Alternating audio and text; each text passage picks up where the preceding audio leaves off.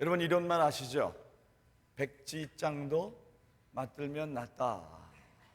누구나 다 아는 말씀이에요. 근데 이제 세월이 흐르면서 그것이 조금 변질된 것 같아요. 그래서 백지장도 맞들면 낫다 이러한 모습보다는 백근 쇠철도 안 거들면 좋다, 이렇게 자꾸 변해져 가는 것 같아요, 시대가. 여러분 사실 작은 일도 함께하면 굉장히 큰 효과를 보게 됩니다.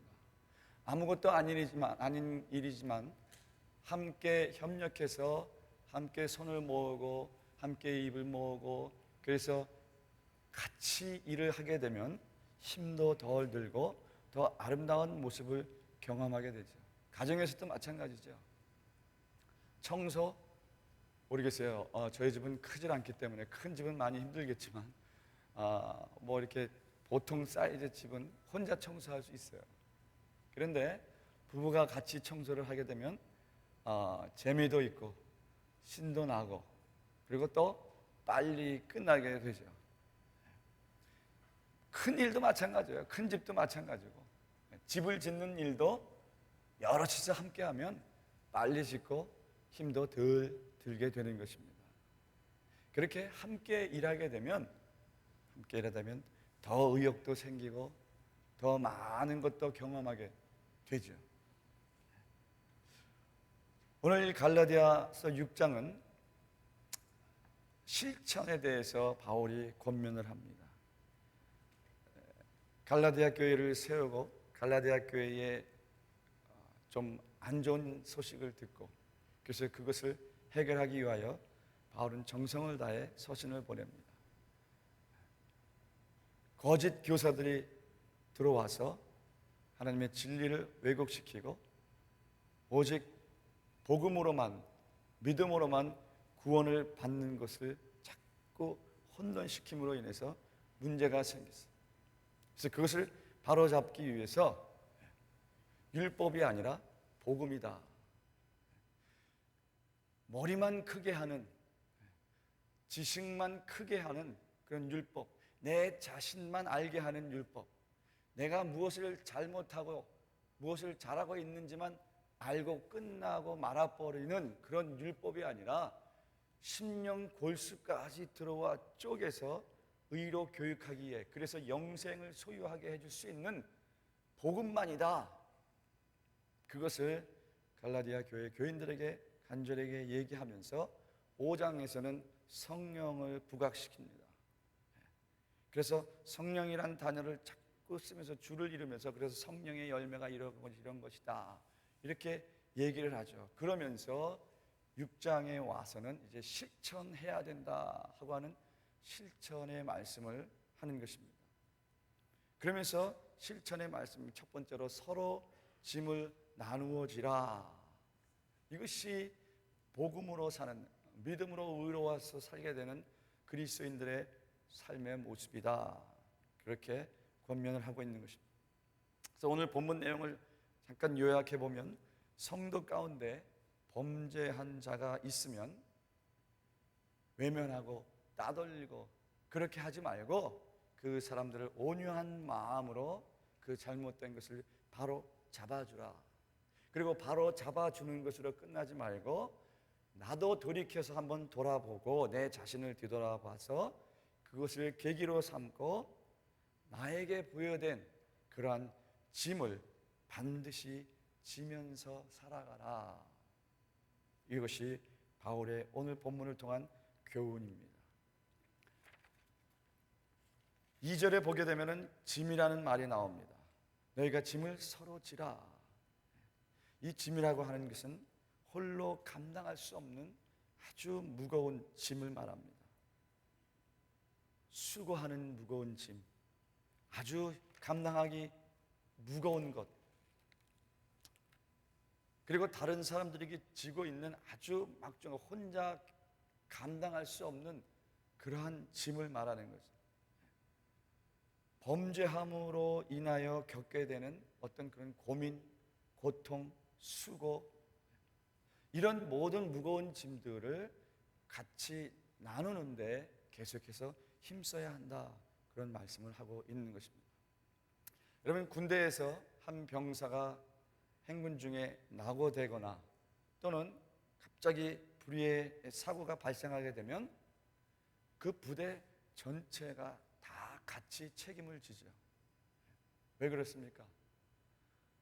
전체 부대는 한 개인이 아니라 전쟁터에서 생사고락을 함께하는 운명 공동체이기 때문에 그런 것입니다.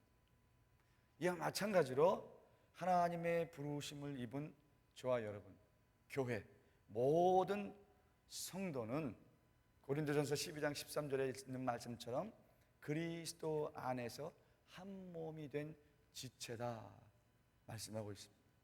저와 여러분은 한 몸이 된 지체예요. 예수를 믿는 모든 그리스도인들은 한 지체, 한 운명 공동체인 것입니다. 그래서 그런 사람들이 힘써야 될 것을 에베소서 4장 13절에는 이렇게 말씀하죠. 하나님의 아들을 믿는 것과 아는 일에 하나가 되어 온전한 사람을 이루어 그리스도의 장성한 분량이 충만한 데까지 이르러야 한다. 이렇게 말씀하고 있습니다. 그렇다 그러면 바울이 오늘 우리에게 권면하는 이 말씀을 토대로 해서, 아니, 바울의 권면을 받은 갈라디아 교회, 그리고 우리 교회, 또 내 개인, 우리는 서로 나누어야 할 짐, 나누어서 져야 할 짐이 어떤 것들이 있는가? 그리스도 안에서 부르심을 받아 한 지체로 그리스도를 아는 것과 믿는 것의 장성한 분량에 이르는 데까지 충만할 때까지 함께 나누어져야 할 짐이 무엇이냐? 첫째로는 영적 성장을 위한 짐입니다. 신앙에 관한 거예요. 2절에 너희가 짐을 서로 지라 그리하여 그리스도의 법을 성취하라. 여기서 그리스도의 법이란 율법, 그것이 아닙니다. 또 특정한 어떤 계명, 이것이 아닙니다. 바로 우리에게 가르쳐 주신 교훈의 핵심, 주님께서 우리에게 말씀해 주시는 그 모든 것들의 핵심, 즉 사랑입니다. 그래서 요한복음 13장 34절에 그랬죠. 새 계명을 너희에게 주노니 너희가 서로 사랑하라. 내가 너희를 사랑한 것 같이 너희도 서로 사랑하라. 이로써 모든 사람들이 너희가 내 제자인 것을 알 것이다. 바로 영적 성장의 짐, 즉 사랑을 서로 더 나누며 더 사랑을 위해서 우리의 마음과 생각을 쏟아야 한다는 것이죠.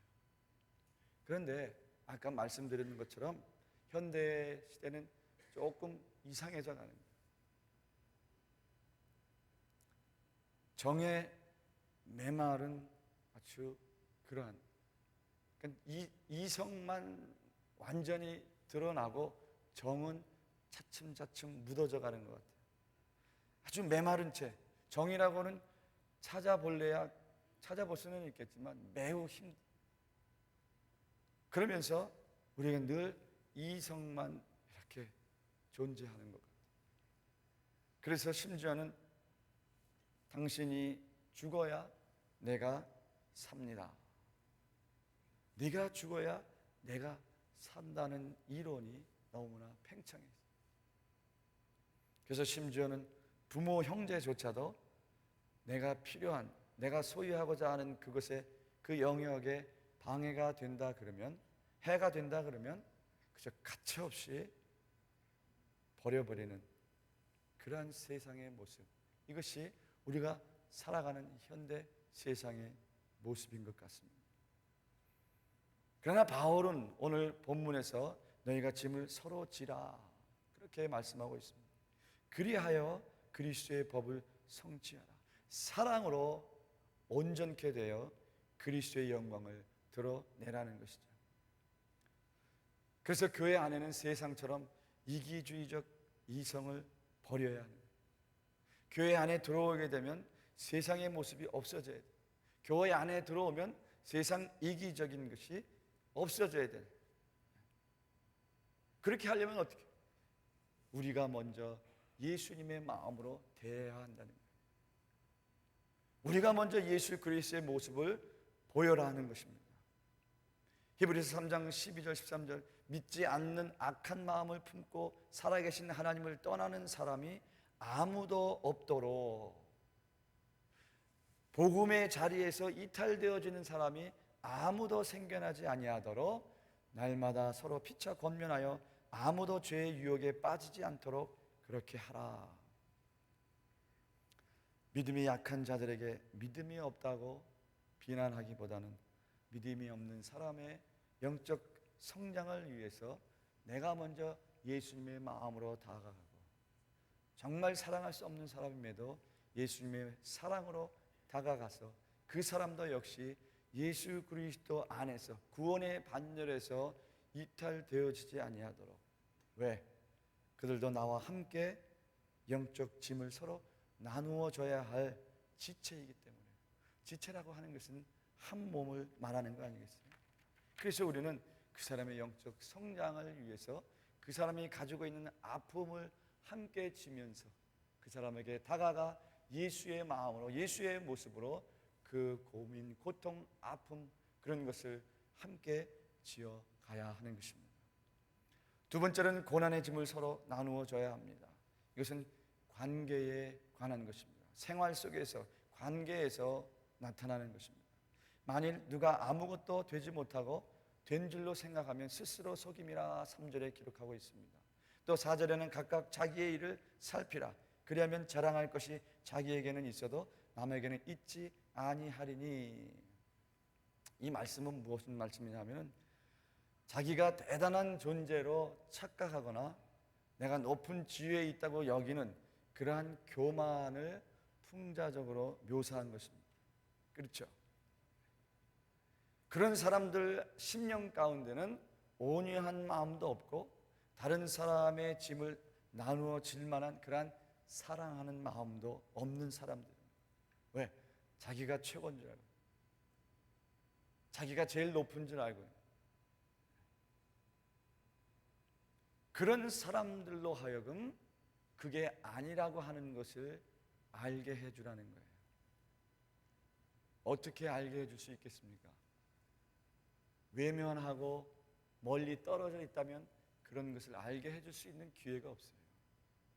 그런 사람과 옆에서 같이 함께 해 주라는 것입니다. 그래서 온유한 마음을 품고 예수님의 마음을 가지고 그 사람과 함께 있어 줄 때에 나에게서 풍겨지는 예수의 향기, 나에게서 비춰지는 예수의 모습을 통해서 그 사람도 한 지체 안에 들어올 수 있게 된다는 거예요. 그러니까 고난의 짐을 나누어 준다고 하는, 관계의 짐을 나누어 준다고 하는 건 정말 다가갈 수 없고 정말 용서할 수 없고 정말 품어줄 수 없는 그러한 모습의 사람일지라도 그 사람에게 다가가는 그 자체, 그것이 때로는 어려운 일일 수도 있습니다. 때로는 정말 하기 싫은 일일 수도 있습니다. 때로는 정말 고통스러운 일일 수도 있습니다. 그렇기 때문에 그 고난의 짐을 함께 나누어 줘야 한다고 말씀하고 있는 것입니다. 예수 그리스도를 영접한 성도는요, 참과 거짓에 대해서 엄격하게 자신의 행동을 조심하게 됩니다. 그렇게 조심하게 됨으로 말미암아 자랑할 것이 자기에게만 있는 것이 아니라 남에게도 있다 하는 것을 아는 거예요. 주님 주신 지혜입니다. 그래서 주님이 나에게 오셔서 내가 나 된 것이 하나님의 은혜인 것을 깨달은 사람은 나뿐만 아니라 이 사람도 저 사람도 똑같은 것이라는 것을 알게 되는 거예요. 그렇기 때문에 스스로 내 자신을 속이지 않고 다른 사람들에게 대하여 경고망동하지 않게 되는 거예요. 자신을 변화시켜 주신 하나님의 은혜를 갚기 위해서만 살아가게 되는 거예요. 그러니까 정말 힘든 사람, 정말 상대하고 싶지 않은 사람, 그 사람의 모습조차, 아니 그 사람 이름까지도 떠올리기 싫은 그런 사람일지라도 다른 사람들의 고난에, 그 사람의 적극 고난에 동참해서 어떤 심정으로? 예수님의 심정으로 어떻게 따라합니다. 거저 받았으니 거저 주라. 그 사람들을 알게 해주고 챙겨주고 다른 사람들에게 눈총을 받으며 다른 사람들에게 따돌림을 받는 이유가 어디에 있는 것인지를 내게 이미 깨닫게 해주신 겸손을 통해서 알게 해주라. 힘든 대상이지만 여러분, 정말 힘든 사람 다가가는 거 고난 아니에요? 내가 먼저 미운 사람에게 손 내밀 수 있는 거 고난 아닙니까? 목사라고 해서 그런 상대가 없다고 생각하십니까?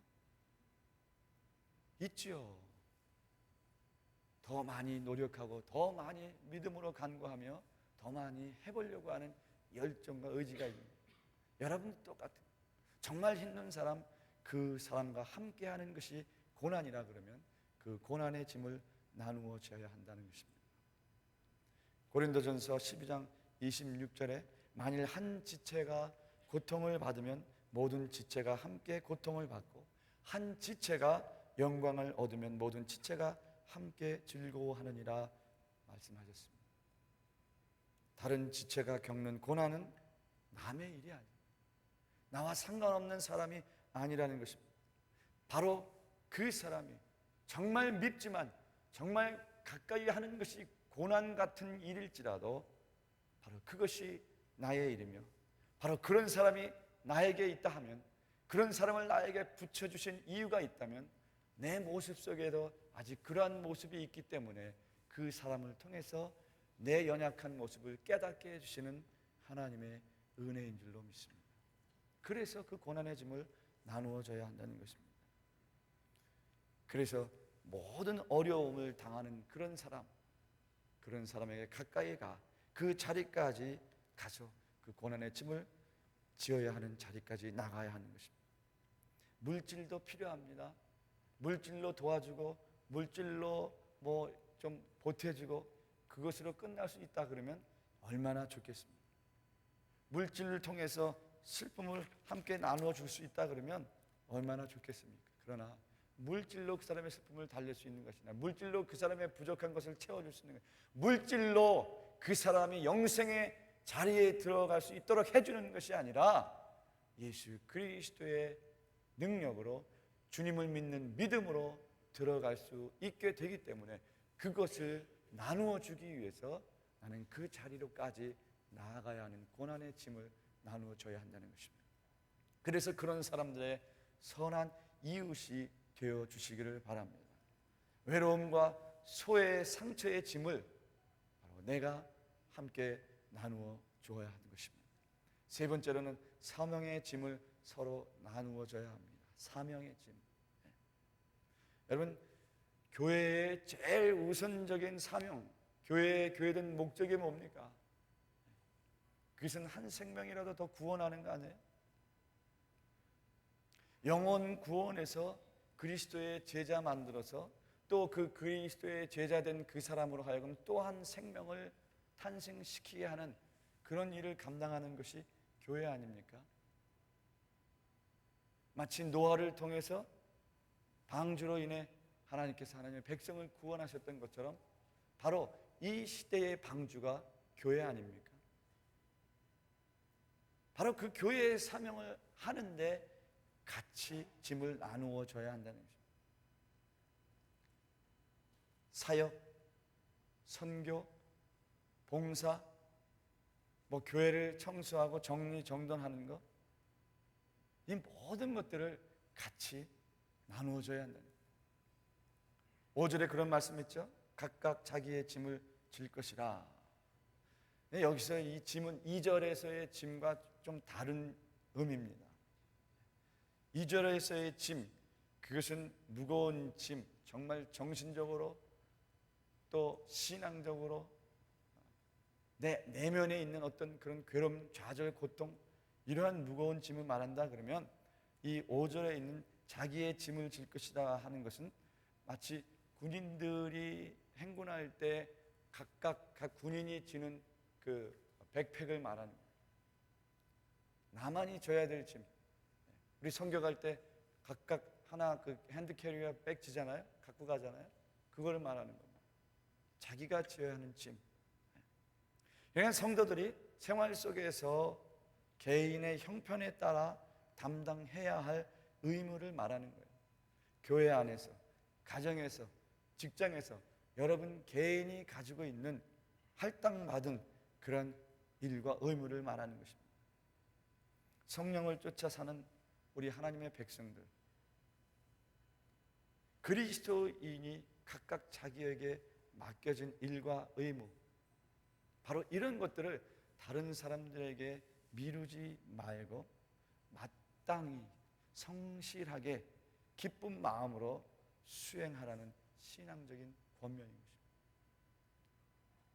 내가 안 하면 다른 사람이 하겠지. 내가 안 치우면 다른 사람이 치우겠지. 하나님의 자녀가 하나님의 집을 깨끗하게 하고 섬기고 사역하는데 네 거 내 거가 어디 있어요? 네 거 내 거를 가르는, 정확하게 가르는 집안치고 행복한 가정이 별로 없더라고요.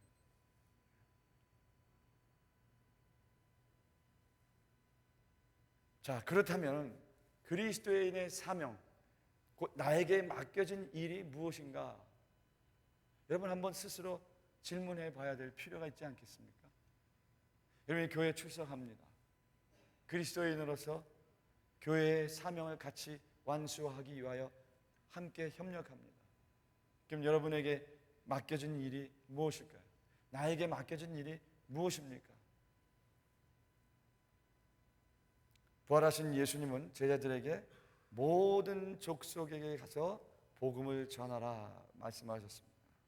그리고 바울도 자신의 사명을 주 예수께 받은 사명, 곧 하나님의 은혜의 복음을 증거하는 일, 이것이라고 고백을 했습니다. 남에게 미루지 아니하고 자기가 짊어져야 할 그 짐은 첫째로 복음 증거하는 거예요. 복음 증거. 그런데 복음 증거가 어떻게 이루어집니까? 성도님, 아니 형제 자매님, 예수님이 말씀하시길요 요한복음 3장 16절 펴가면서 그렇게 보여주고 증거가 됐던 시대가 있어요. 근데 이제는요, 여러분, 이 컴퓨터 때문에 예수 믿지 않는다고 하는 사람들, 교회 나가지 않는 사람들도요, 교회 다니는 사람들보다 성경 지식이 더 많아요. 왜 더 많느냐?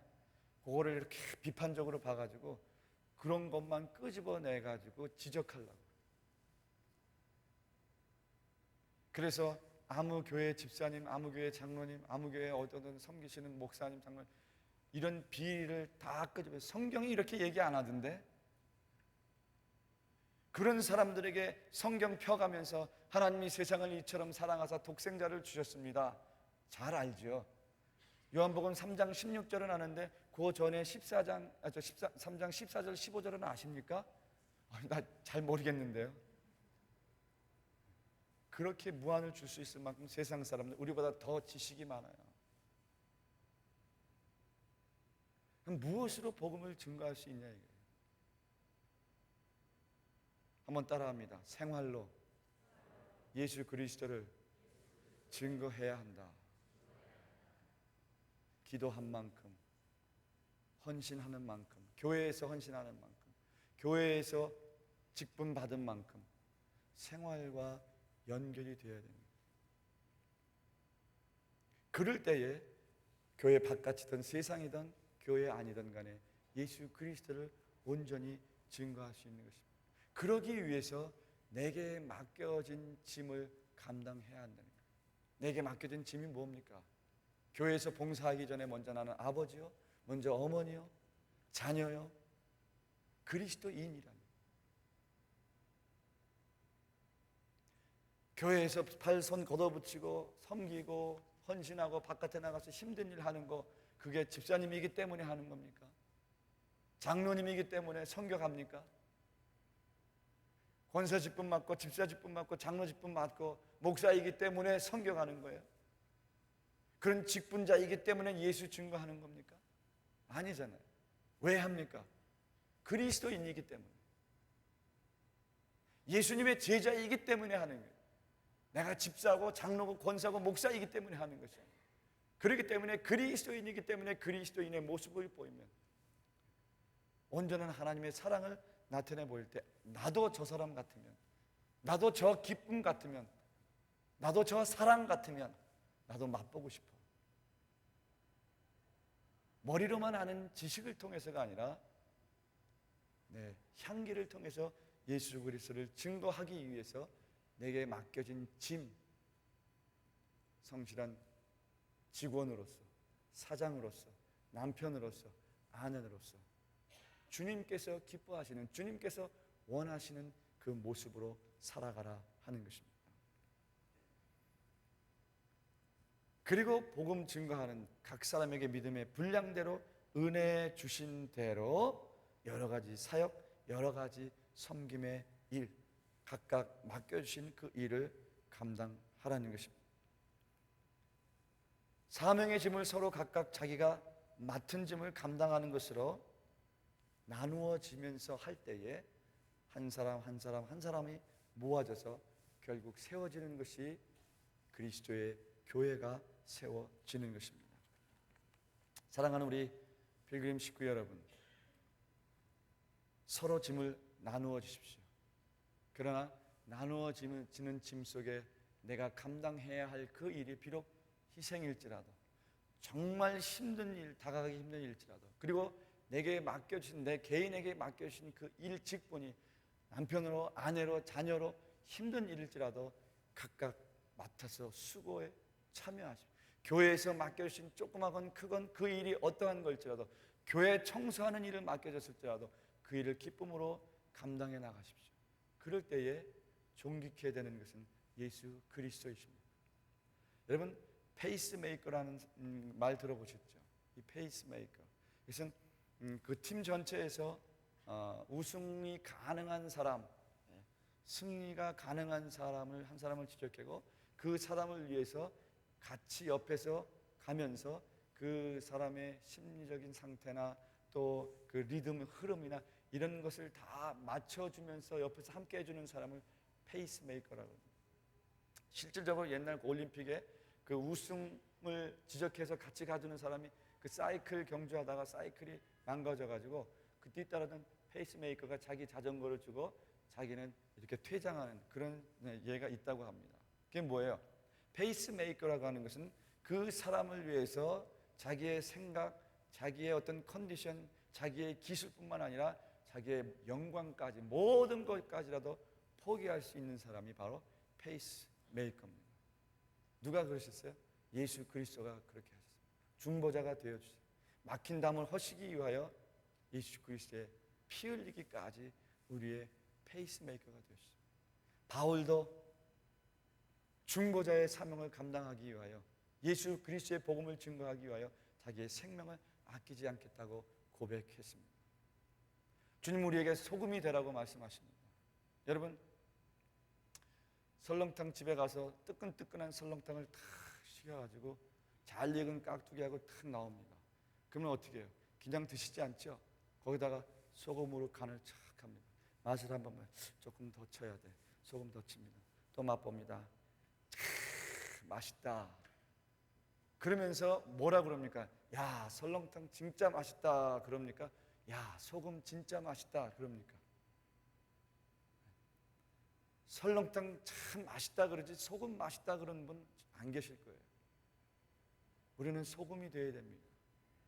내가 희생해서, 내가 하늘의 미라지에 썩어 없어질지라도 나를 통해서 맛있다고 하는 기쁨과 맛있다고 하는 사랑에 싹이 튼다고 한다 그러면 내 몸을 희생해서라도 주의 영광을 드러낼 수 있는 피스메이커, 페이스메이커, 소금의 삶을 살아야 하는 것입니다.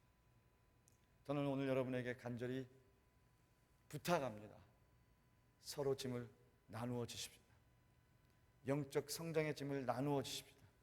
고난의 짐을 나누어 주십시오. 사명의 짐을 서로 나누어 주십시오. 하나님은 모두 천국 증거음에 참여하기를 원하십니다. 나만이 아니라 우리 모두가 참여하시기를 원합니다. 그래서 고린도전서 3장 8절에 말씀합니다. 각각 자기가 일한 대로 자기의 상을 받으리라. 계시록 22장 11절에는 보라, 내가 속히 오리니 내가 줄 상이 내게 있어 각 사람에게 그가 행한 대로 갚아주리라.